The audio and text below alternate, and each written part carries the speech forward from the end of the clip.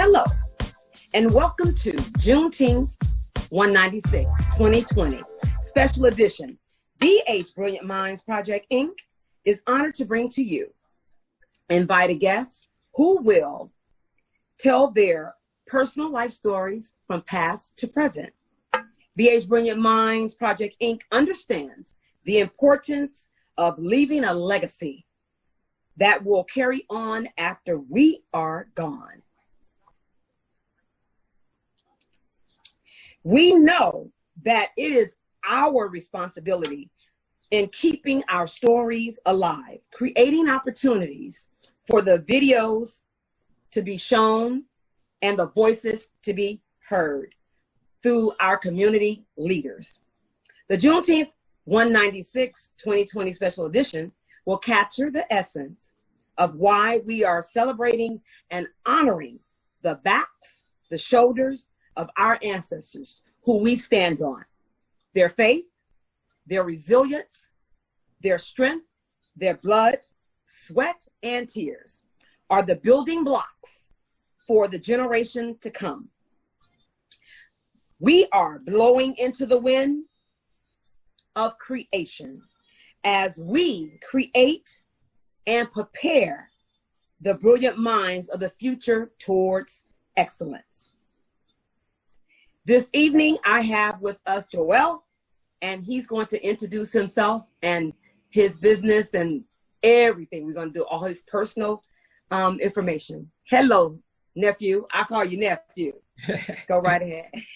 Good evening, Mama B. A pleasure to be in your presence once again. Really appreciate the opportunity you always give me to really express myself and introduce all of the different endeavors that I'm doing. My name is Johwell St-Cilien. I am Haitian, born and raised in France, Paris. I grew up in France. I was born there, and I stayed there until I was 19 years old, and that's when I decided to come to the United States. First in New York City, where I resided for 19 years until I moved to Oakland, California in 2015. So, you know, I'm kind of a newbie in the community. It's very different, not only from New York, but from, you know, the place where I was, you know, growing up. And I'm a father. I'm a Black man. Yes. I am an entrepreneur. I am spiritual. You know, I want to ask you a question. Could you tell me a little bit about your upbringing? How was it growing up? What was your dreams, your aspirations? My dreams and aspirations. Well, if I had to be honest. Be honest. It's just something you said to introduce, you know, the truth, the harsh truth. Yes. Well, you know, France is my home. You know, that's where I grew up. That's where I learned to be who I am. It's also a place where I was introduced to oppression. Yeah. The oppression is different, a bit different than the one that I was introduced to here in the United States. But it's a form of oppression nonetheless. And I remember my teacher asking me when I was, I think I was in 5th grade or 6th grade. She asked me what I wanted to be, and my first answer instinctively, I don't know, one of those words, was to say, I just want to inspire. Right? And it's really later on that I realized, you know, kind of what that meant. You know, I did feel like the opportunities could not be available to me when I was over there. I never had a Black teacher, for example, my entire life. So year after year, I was hearing those white teachers that look different than me telling me that I could be anything that I wanted to be. But the truth is, I could never see someone that looked like me being able to tell me that. So there was always this this mindset of if I wanted to execute something successfully, it had to be attached with someone that would not look like me. So there was some of that, you know, growing up. I mean, that being said, you know, like I said, you know, France is really where I grew up. This is where I've learned so many things about me. There's a lot of things that I miss over there. I miss the diversity. I was in a project when they have projects over there, but project is not segregated by colors. It's more a class, right? So you had people of all ethnicities really hanging out. You know, so there's some aspect of that I miss. And then, you know, coming here, the grass isn't greener anywhere, in my opinion, for a Black man. It's really what you make of the card that's been dealt to you, you know. So for instance, you know, when I moved to New York, my introduction to the United States was 9/11. I was in the first tower. So to me, you know, it was like this. What were you doing there? I was a messenger. Oh, okay. In delivering packages, and when the first got hit, you know, we were just running around, and everybody thought it was an accident, so everybody was just standing around.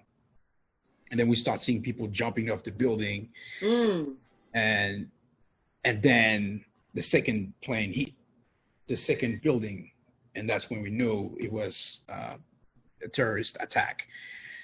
So that was sort of like my introduction to the United States, coming out of you know, Paris. And I mean, all of these things really have made me who I am, I want to say. You know, and I forgot the point I was making. It's okay. It's okay. Because the other thing I was going to ask, and it'll tie it back in. I know it will. The kids. How many? I know you have a wife, the Mrs.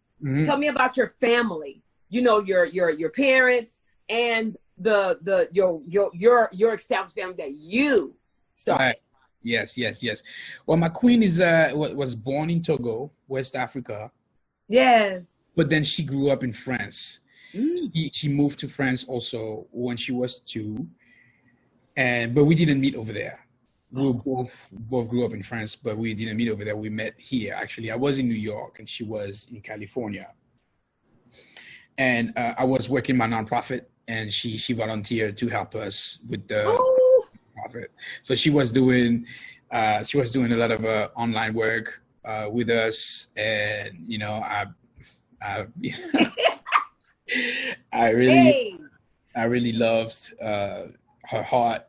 And so we decided to take it to another level. And so she first decided to move to New York. But then she got the job at Google. Okay. So I decided to pack up and move to Oakland. We have 2 kids together. Yeah. One is 13, is about to turn 13 in 2 months. And a 3-year-old daughter that just turned 3 July 3rd. Okay. 2 beautiful Black children. Yes. Super energetic, geniuses. Yes. Very unique. That's right. And I'm feeling grateful. That's right. So as a Black man, as a father, what are you hoping that you can install in your children to make a foundation as they move out into the world? That's a good question. The answer. What is important to you? The values. Well, first of all, I'm scared to death. Yeah. To be honest.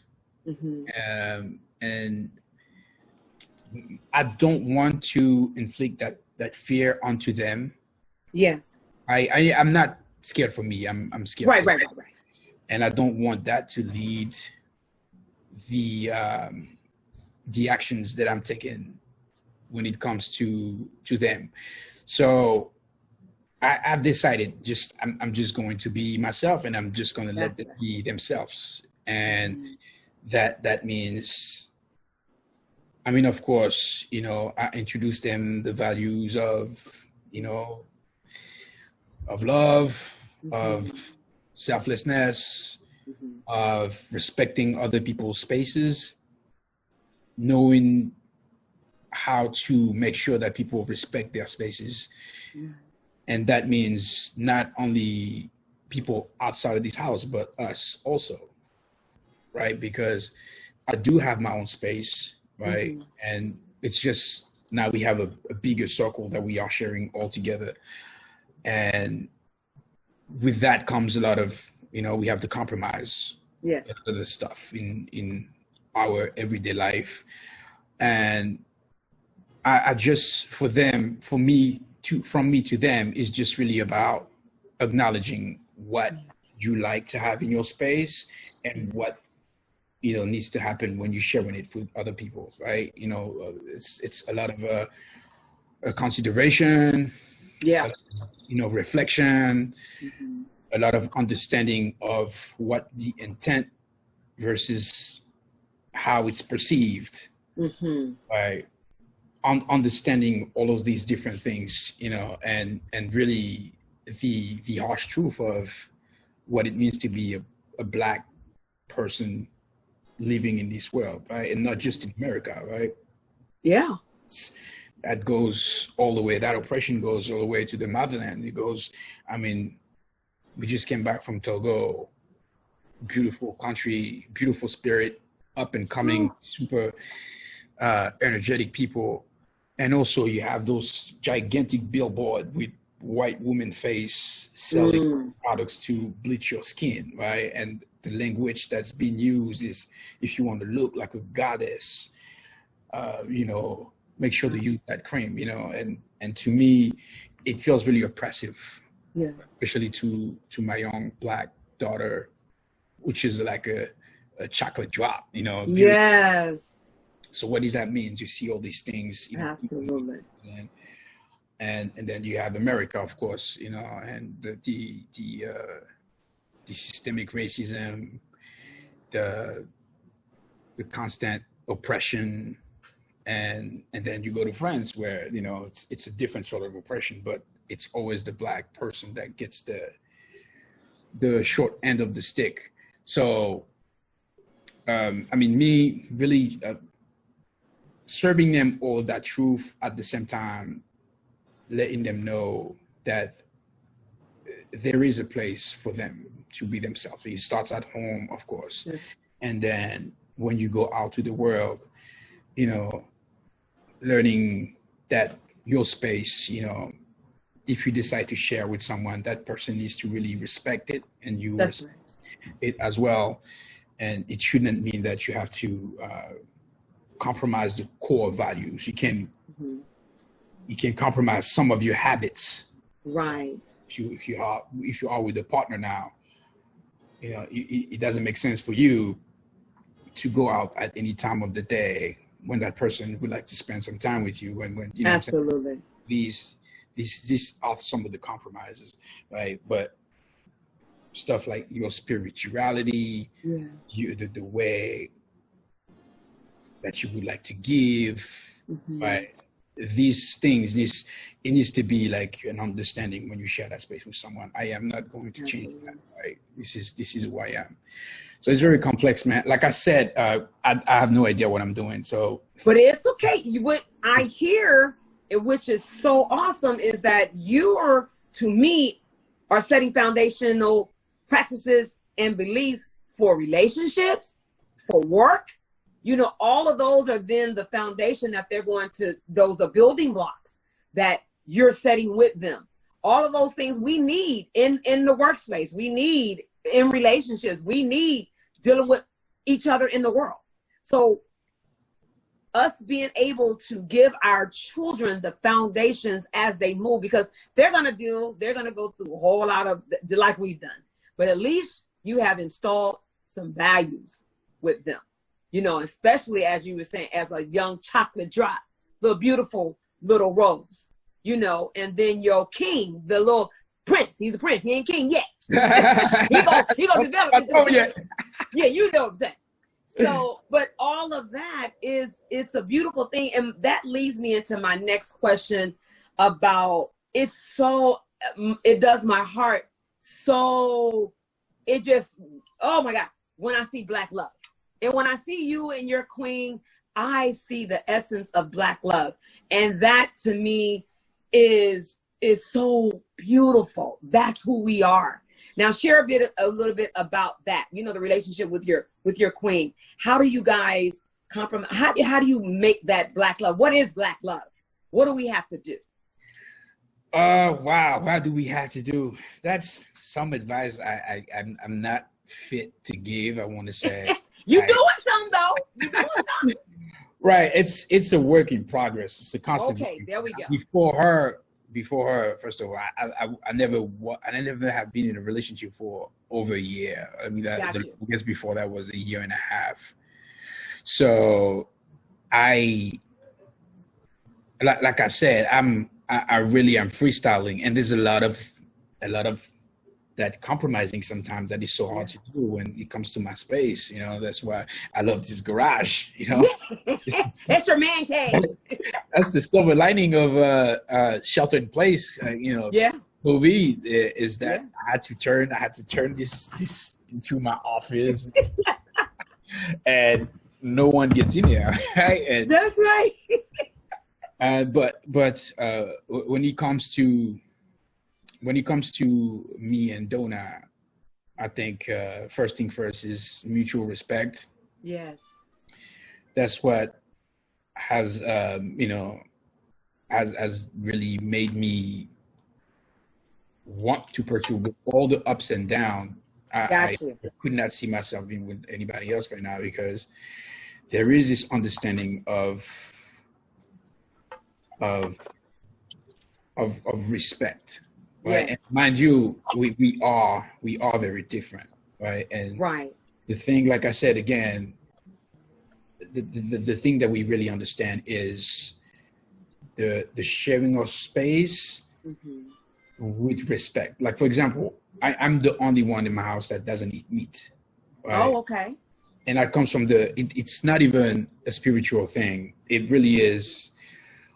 I feel like as a community, we are too wasteful, right? I go to a restaurant and I go to a restaurant and I see people ordering meat, taking a bite out of it, and that ends up in the garbage because it wasn't cooked the right way. And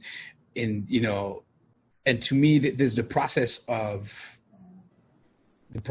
we kind of forgot the process of that. There's a being that was sacrificed in order for you to have this meal, right? And just for that meal to end up in the garbage after you taking one bite, I feel like it's to me, I don't feel like I want to be a part of this. So I say all these because I don't eat meat, but everybody else at the house eat meat, and actually I cook meat for them, right? And I'm asking, right? So that's in a way, that's my compromise. I will cook it for you. And what I'm asking, I guess, is, if I cook it, just eat it all. Just eat it. Right. Eat it all, right? So I won't make any more than what you're not going to eat, right? So, and there's a lot of that, right? I don't inflict my spirituality onto anyone else. In my house, I'm the only one that pray, before I eat, I mean, my daughter does it now, and she sees daddy do it. But, so, all of these things, that's my core. That's my core values, right? That's something that, I refuse to compromise. As we share it together, like I said, as I cook this meat, all I'm asking is, please eat it all. You know what I'm saying? COVID-19, I'm glad you said that about food and being wasteful. Now people are appreciating time. They're appreciating the places they were going, school. They're appreciating all of these different places that people, I was on my way home today and I was thinking about how people, it was just like it was going to be, not say taking advantage of it. The word that I'm trying to use is you appreciate it. Now you appreciate, all the things that we were able to do and that we are doing. So now it's meaningful. It's just like now it's not, but go ahead. Yeah. COVID actually brought a few silver linings. Yes. One of the main one, unfortunately, again, and that's so sad to say, is George Floyd. Yeah. How many times have you seen us getting killed? Yeah. How you really have to sit home and watch that black man being lynched before your eyes. Right. You can't go anywhere, but now you see it and you're forced to watch it. And that's what I believe created these revolutions that's happening absolutely around the world. It's so sad. It's heartbreaking. I haven't watched the video yet. Yeah. But now this is where we at. Yeah. And for your own personal mental well-being, you know when you're ready, or even if you want to watch it, then that's what you do. Right. But my next question would be your passion. What kind of things you love to do? What is your passion? My two passions, which I made sort of like my career, are I love producing events. That's why I created this organization that Mama B is actually a board member. And the name? Negus World. Please explain what it means. Yes. So Negus means, Negus means king in the Amharic Ethiopian dialect. And I got fascinated with that word back in 2007 because of the history of Ethiopia being the only black land that's never been colonized, the world, the word being so similar to the N-word, which in my opinion is derogatory, Yes. The American culture sees differently, and I have many conversations over that, and it's not a debate, it's just a personal opinion. I just felt like, to me, the N-word was inflicted to us, and royalty is more the title of a birthright. So I chose to embody that philosophy of being a Negus, and then I added the word world because I wanted this philosophy to reach out, the worldwide community. So we created this movement at the time with my brother in art, Ben Shumi, alien Haitian brother in Florida. And then that turned into a nonprofit organization. And the nonprofit organization has a kids program in the schools. And also we produce a yearly event where every year we choose a country that's, it's based on helping children in need, like providing resources to children in different countries, right? So we started in 2014, and there was this school in Haiti that was in need of school lunches. So the theme of the fundraiser is that in one day, we produce an event, a fundraiser, a party, and we ask many communities around the world to produce an event on the same day. Mm-hmm. So the celebration is at the core, really, of the whole fundraiser. Really, what we're really asking is to bring that issue into the light, right? That's right. So that school was in need of school lunches for some of the kids over there. It was the only time of the day that they would actually get to eat. So we produced that event back in New York at the time, and then we invited the whole community. Like 14 different countries decided to join. Barbecues, house party, party on the beach, backyard stuff, all big venues like we did, right? And we bought 6,000 school lunches for that school. And the following year, it was after the World Cup in Brazil, where many soccer fields were being built, and a lot of the people were pushed out of their community in order for those soccer field to be built.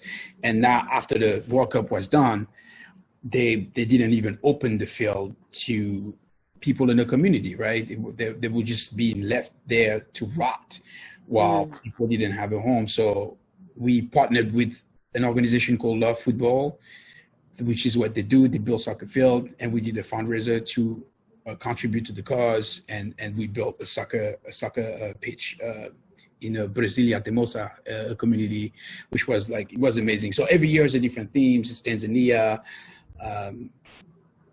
Ecuador, every year celebration, right? Some of the countries that are participating, they don't really have any money to offer, right? With some of the most amazing party. And actually, because Uganda, for example, the community in Uganda, shout out to Kampala, they produce those amazing events where they go up in the mountains and they grill some food and they just call out the ancestors, and it's just it's just so random and so powerful to see this community in Uganda shouting out kids in Brazil, right? Like you don't necessarily make the connection between those two countries, but when it happens, then the rest of the world is like, wow, what's going on? I want to be a part of that, right? So that element didn't bring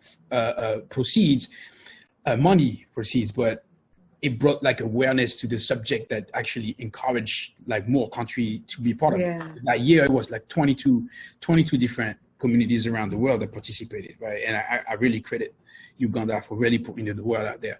So that's one of my passion, really, producing event, and when at this point I really would like to take it to another level. Shout out to Mama B for accepting my request to be part of, to be a board member in this organization, and we're going to take it to a higher level. For sure. It's all about, for me, divine time, divine order. It was like a given. I didn't have no choice. Ancestors said yes, Lord said yes, and I had to. And not only that, I know your heart. I know that and as I said before, I don't put my name on everything. I don't be associated with every kind of just stuff. It has to be something that's going to be meaningful and it's going to make some sense. And we're going to get some stuff done. We ain't just playing around.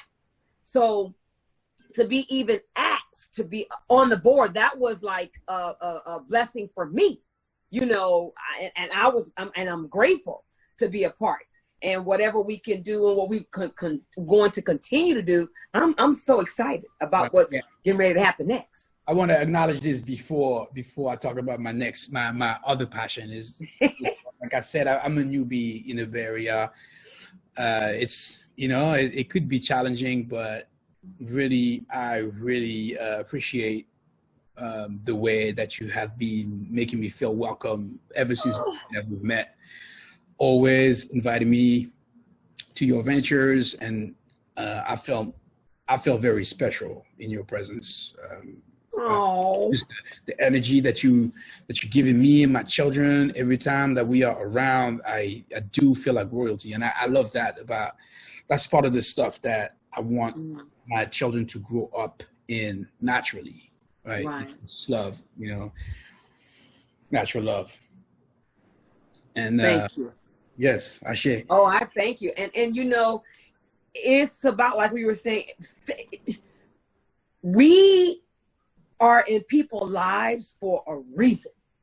We were born for such a time as this. So it's up to us to make those connections. To me, in my mind, is okay, why did God put us together? Why did the Lord put us together? What was the ancestors trying to say? What were we supposed to learn? And I'm open to that. And I'm so grateful that you are receptive to me, even inviting you and wanting to be in your presence. Because to me, it's like I said, it's up to us to figure out why. It's always a why we're supposed to be together.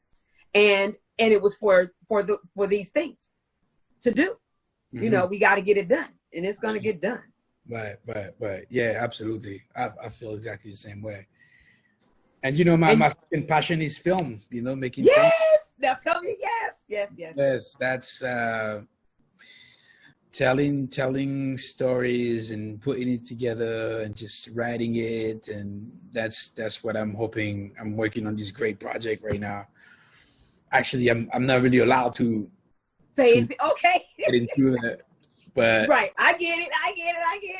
But we're gonna have another interview, and then you're gonna tell all about it. Don't say nothing. So right now, say nothing. let's just say we are trying to make a shift, to create a shift. Yes.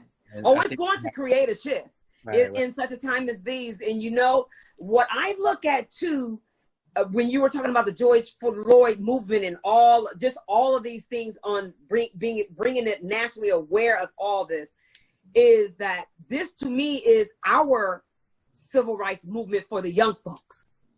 You know, like what they did, like our ancestors and the ones before us and the Black Panthers and all that. Now you all are the next movement of this, the Black Art movement, the Black Panthers, all of that. So it's all in alignment. That's what I believe. Yeah, no, absolutely. We stand in the shoulders of giants. Yes. Definitely. Yes. There would not be that platform for us if it wasn't Yes. for the ancestors, for your generation, the one Yes. before you. And it's important to recognize that, right? Even in the time where we do it differently, Yes, it's important to know that we are able to have a little more room to think and operate because of the sacrifices that we made before our time. that's right. Yeah. And you know, the next question for you would be, and we kind of like talked about it, but why did you choose the profession you're in, or was in, or did it choose you? That's a great question. I mean, so event producing. Back in New York, me and my crew, we used to produce some of the greatest parties. Wow. And that's what the community used to say. And when they would show up at our parties, they would just be puzzled, right? Because they didn't know what to make of it. There was young B-boys, there was older Caucasian people, there was Asian, fresh off the boat, like different foreign language being spoken at the event, and everybody on the dance floor, everybody's just like communicating. And I think to me, more than politics, it's about I want to say it's about that, but that means more than just us being in the same place and holding hands. And you know, there is a common understanding and respect for each other's cultures, right? Absolutely. And that was a rule at our party, right? There was a rule at our party, right? It was like, you know, respect the next person that you don't understand, or even if you don't understand the language that person is speaking, or if you don't understand where that person is coming from, right? And for that moment, creating those moments to me were crucial, right? Because of my upbringing, because of you know, all of the different things that I was struggling, out, you know, out the world, all the different trauma that I was going through. I felt like these moments, I was in control of it. You know, me and the crew, we were in control of it. We were in control, and we were saying that, you know, at this moment precisely, right, you are going to be subjected to something that you've never been before. Right? You're going to be subjected to the potential, to a potential unity. Right. Mind you, I understand that, you know, outside of that great moment, people dancing and eating together, then it's back to the real world, right? There was some conversation that I would have with someone that I was dancing with, and you know, in my head I was like, you don't understand, like you don't understand what you know, what the Black experience is, or what the another person experiences, you know. But it was about creating those moments, and with those moments really attached, sometimes some type of community service. Right. Every party that we used to produce over there was attached to some type of service to another community needs. You know, that's what this Negus Worldwide party, this yearly event, that's how it came about, right? We're going to celebrate with people that you don't even know, but on the same day, right? We are celebrating together to help these other community that lives on the other side of the world, right? And you know, it's just that for me, creating those moments. So you know, and when it comes to film, I've always loved telling stories. Again, I grew up as a comic book fiend. I used to spend all my money, and it wasn't a cool thing at the time to spend all your allowance buying comic book, right? It wasn't getting you all the girls. I can tell you that, but I don't care. I didn't care. It was just, to me, you know, at the time, you know, it was my reality, you know, be having those superpowers and being. It was your escape. Right. Yours, not only your escape, but you being able to be in control of your reality. Right. And that's a beautiful thing, and that's what our kids need to be able to do. And that leads back over to your son, sketching comic. What is he doing now with his drawings? So now he's over 6 feet tall. Yes. So with the height, the interest kind of has shifted. Oh, okay. I see. Now he's into coding. He just read a 500-page book. I've never read a book that big myself. So over 500. Wow. Right. Very impressive. So he's into Greek mythology. He's into coding. Wow. He still is a terrific drawing artist. That skill is still there. It's just his interest now is more into. He talks about building computers. I mean, right now it's all talk. I don't know how far I'm going to take that, but the interest is there. Right? He likes, of course, he loves video games. Well, you know, all of that, I think that's like layers. So once the comic books, him starting with that, and then the mythology information that he gets, and then the coding, I think he's going to come back around to creating something that's going to be uniquely done like never before, because he's going to have all those 3 layers that he can implement into his drawings like never before, and no one won't never seen this before. You know, so I believe that's what's going to happen. He's going to come back around to something like that. Yes. He's going to do it. Now the baby girl, what is she into? What's she doing? The baby girl is a terrific dancer. Hey. Yeah, her and I gonna be partying together then. Yeah, you know, daddy can move. So yeah. Oh yes, daddy can move. See videos. Yes. And then at the parties, yes. Right. Yeah, you know, so she got some of that. She got some moves. I don't even know where she got the move from. But she's also super self she's super independent. Oh. And she wants to do everything herself. And I'm talking about even cooking. So now we have to let her cook. You know, she wants yeah, she wants to cut vegetables and season stuff, and you know, like we do. Well, she's gonna be a chef. She wants, she could be that. She could be. I mean, she's gonna be. That'll be one of her. Look, we'll see her on the TVs and stuff, and I'm like, don't forget me, love. I'm your auntie. Right now, we just letting her running wild.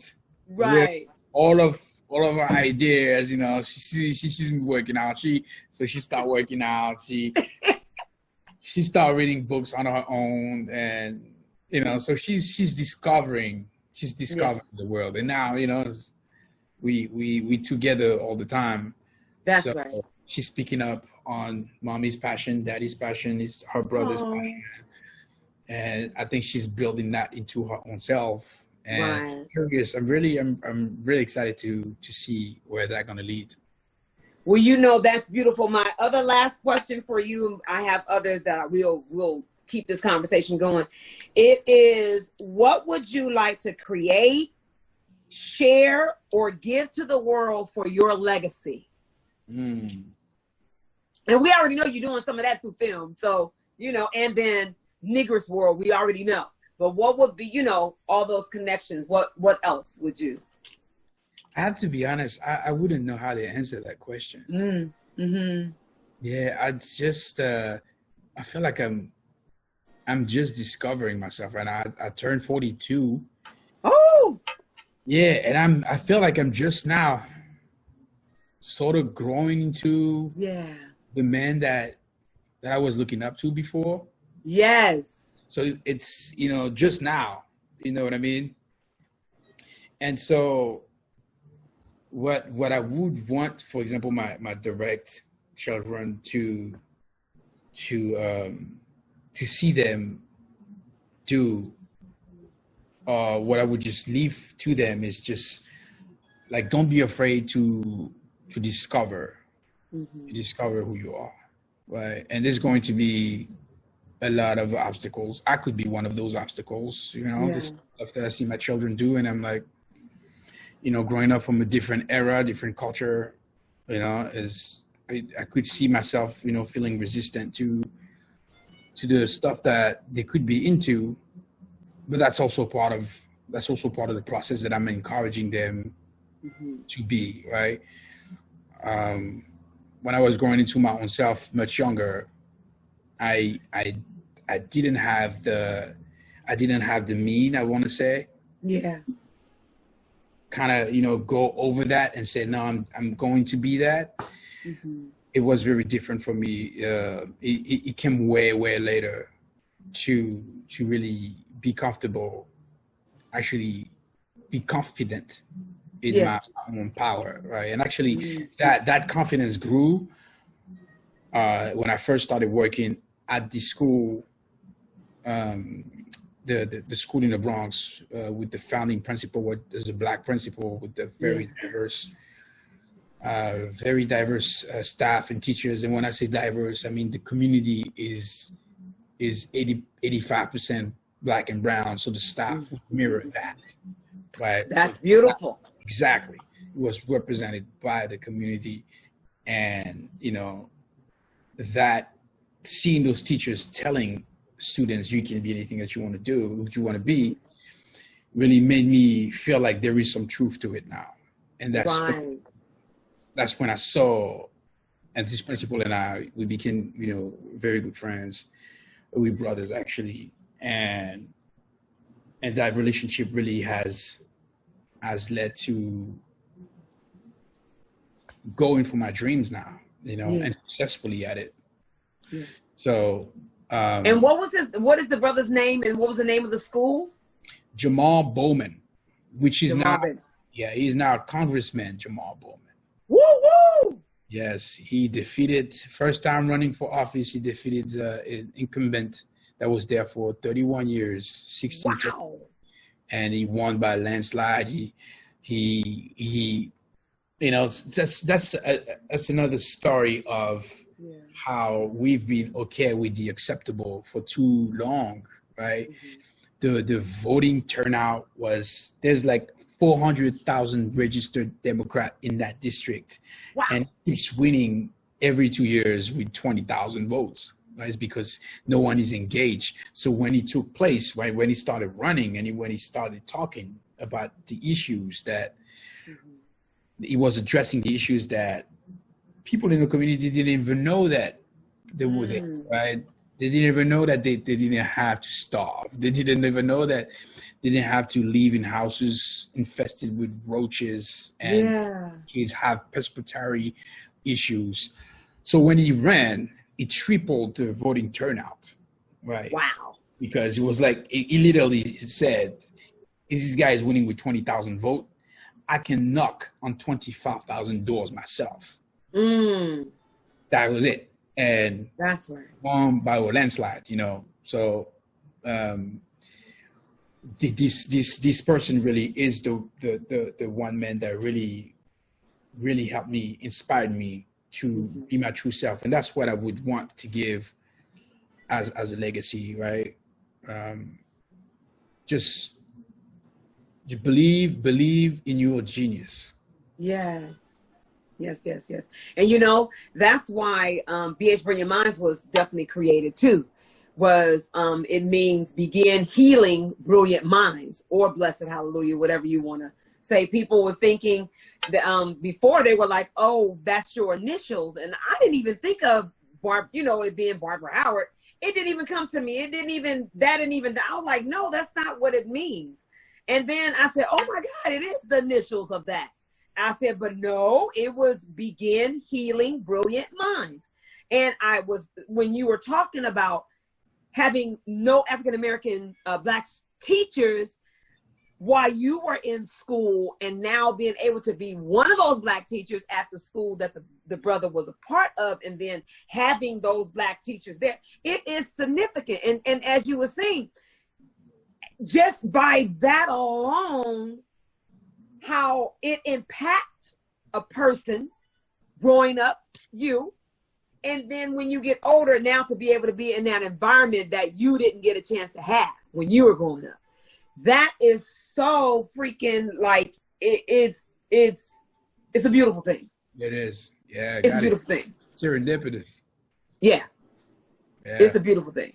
Mm-hmm. Yes. So, we're winding down and it's almost ending here. Is there anything that's pressing with you that you would like to share? We didn't get a chance to say how many brothers and sisters do you have, or you have extended, your family. Right. So growing up. Right. I grew up with a younger brother and my older sister that was in France. Then I have another older brother that he grew up in Haiti, so we didn't really have a close relationship. But my father, that I've never met before, found me on Facebook in 2016. Oh my God! And I seen that. I was like, oh my God! It was so powerful. And that was crazy because actually he found me through my work through Negus Wealth. So yeah, and so he contacted me. We flew over there. I flew over there. I met my grandfather, which was the first time that I was in the presence of a grandparent. Oh my God. When I flew over there, and he died 6 days later, right? Whoa! Is that divine or what? That was in alignment to what needed to happen. Oh my God, that was powerful. Yeah, and through my father, my extended family. So now I have another younger brother. I have another sister in France. I have another brother in Spain. Yeah, my brother, my father. We understand. My father had 4 girls. It was us. And then we had 5 other children. I'm the eldest out of all of them, but everybody else is boys. Right. 4 girls, so it was 9 of us. And we were growing up thinking it was only 4. No, we understand. Let's not forget Tiny. We got one more sister. Oh, yeah, and the other sister. Right. Yes. The sister's there. I forgot. Go right ahead. Go ahead, Joel. Don't be forgetting siblings. Yeah. So I have an extended family now. My younger brother and we talk all the time. My new younger brother, we talk all the time. He's in Florida. That's awesome. Yeah, so that's my family. That's awesome. My mother was the last one to be in France, and now she moved to New York. So. Oh, wonderful! Who she's in New York with? She's by herself? No, she's with my little brother that I grew up. Oh, okay. But she lives across the street from my sister. Oh my God, that's special! Wow, that is awesome. That is so awesome. Well, I'm like I said, I'm ecstatic that Dad reached out to you. How is Dad though? How's he doing? And now he's back here. Where is he living? He's in Florida. Florida. Okay. Right. Okay. So, and then Grandpa was the one that passed away. Right. Now, when you met him, when you guys talked, did you see yourself in him, or did you You know, did you see yourself? Did you see some things or characteristics about you, about him, about you? My father or my grandfather? Well, both. My father, most definitely. Yeah. It's scary how similar. But like, I was looking at, you know, there was a lot of similarity. Not all of them, you know, are the, you know, the things that I, you know, fully would like to embrace. You know, some of the stuff that I wanted to change about myself.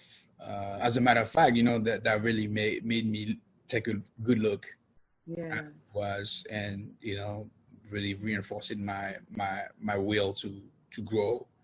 Yeah. But so, you know, a lot of other stuff, you know, that I was so happy to see him. I mean, I began my search for him years ago, and I kind of sort of like give up, and out of the blue got this message that was sent to me, and I was like, oh wow, this is incredible. Wow. You know, that reminds me of why we're celebrating Juneteenth 196 too, is because of being able to celebrate who we are, and then, you know, our lost family members, and making those connections. And that was why it was so important to me to make sure we did these personal interviews, because this is what we're standing on. Juneteenth is one of the things that we're standing on that makes us up, make our families up, make our culture up, make who we are up. And so, ending with that note, I want to tell you that B.H. Brilliant Minds Project Inc. is definitely always inviting folks to join us in celebrating Juneteenth 196, our 2020 special edition. And what we coined this to be is we are the breath of our ancestors. We will never break, because we are history shakers and makers. And then also this is in honor of acknowledging that Black culture, Black minds, Black breath, and Black lives matter, because we are saying it loud, and we are Black and proud. And that's what it is all about. We definitely want to thank our sponsor, Winrose Fund of the Common Council Foundation. We want to say thank you for allowing us to do this Juneteenth 196. And when the ancestors gave me this, as I was telling you earlier, is that if you calculate, because I was going through the motions of, oh my God, I can't do, you know, the Juneteenth, blah, blah, blah. And it was just one day, they say, yes, you can. And I was like saying to myself, how? And then it says, what you do is count the days of Juneteenth all the way to the end of December, which we're celebrating. It's 196 days. Ooh. 196 days. And I was like, oh my God. I said, thank you. So we're able to celebrate not only that one day, but we're celebrating the whole, all the way until December. And not only that, we said about creating a space to leave legacy, because this will be uploaded to our website at www.bhbrilliantminds.org, www.bhbrilliantminds.org. You could direct people to see all the other interviews that we will be doing. And Joel, we're so grateful. I'm so honored that you are my nephew. And when you call me Mama B, and you know, I'm like, yes, just being able to have the opportunity to stand in that role and be honored in that way was just so special to me. And I'm so grateful to Pa Tanisha, which I will be having her on in a little bit, for making that connection. And like I said, it wasn't just a one-time thing. It was about creating a space and family together that we are going. This is for the rest of our lives. We're going to know each other. We're going to be in each other's lives and our families and all of that, and do the work that our ancestors called us to do. I'm so grateful and thankful to have this opportunity to do it with you. I want to acknowledge that this is not a normal year, so it makes sense that we don't do things normally. That's good. You know, we schedule that time right on top of the presidential debate that's going on, and I felt like it was meant to be that way also, because this whole thing right now has created so much trauma, and instead of sitting down watching that thing, I didn't even realize right now at the time. I'd rather share with family about looking ahead instead of looking at stuff that, policies that they can't address the way we do to each other. So that's right. Everything happened for a reason. Thank you. Oh, yes, it does. And we're going to end on that note, but stay tuned. Hold on, because we definitely got to take a picture. Let me stop this here.